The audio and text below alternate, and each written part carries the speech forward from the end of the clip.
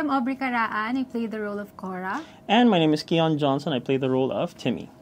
At babasahin namin ang mga short horror stories nyo. Tara, takutan na. So our first entry from Adobong Avi. I was 4 or 5 years old pa nito at nasa Batangas pa kami nakatira. Naglalaro ako sa garage. Open lang kasi yung garahe sa mga probinsya dati. May lumapit sa akin na babae at hinawakan niya ako sa balikat. Siyempre, as bata, tinignan ko at nag-hi ako. Nagpakilala siya pero I will not drop her name.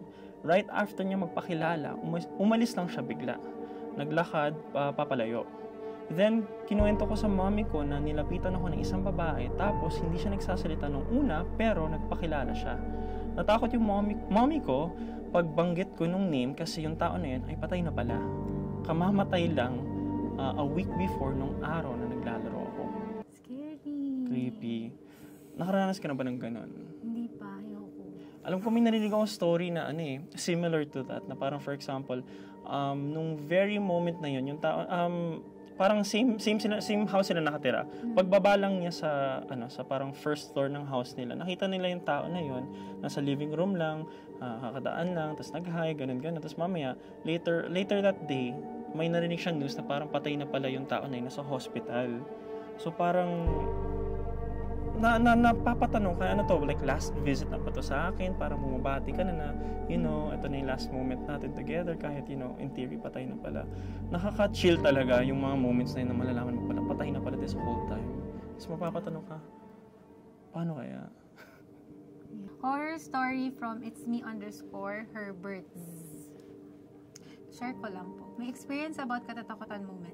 Sa province, uso talaga ang mga kwento na madami daw multo sa province namin. Uso ang katatakutan. One time sa school, high school ako noon, so bale may camping ng Boy and Girl Scout. So after short program, kumain na kami. After few minutes, yung isang student may nakitang girl na naka-white ang suot sa may tabi ng puno, nakatabi din ng tent namin. And then, nung nagpaparade kaming mga student, yung isang student na girl, may nakita din na babae na naka-white na pugot yung ulo sa school ng elementary. Kasi magkatabi lang yung school ng elementary tsaka high school. After nung mga nakikita nila nung gabi, may ilang student na sinapian. As in, first time ko maka-experience na nakakita in person na sinasaniban. So, ayun lang po ang di ko ma-forget na creepy situation. Oh my gosh. Never pa ako nakakita ng sinasabihan. Well, sa news. But ikaw, ano masasabi mo? If Actually, ever daw? same. Never pa ako nakikita rin na ganon. Pero ang creepy talaga. Ano kaya yung itsura nun? Siyempre, first time ko lang makakita ng, for example, physical manifestation or version ng may pugot na, Yeah. At saka, ang dami nangyari dun sa camping nila. Oh my gosh! Like, may nakita siyang pugot, may nakita siyang white, naka-white na girl, tapos may sinapian, like, scary.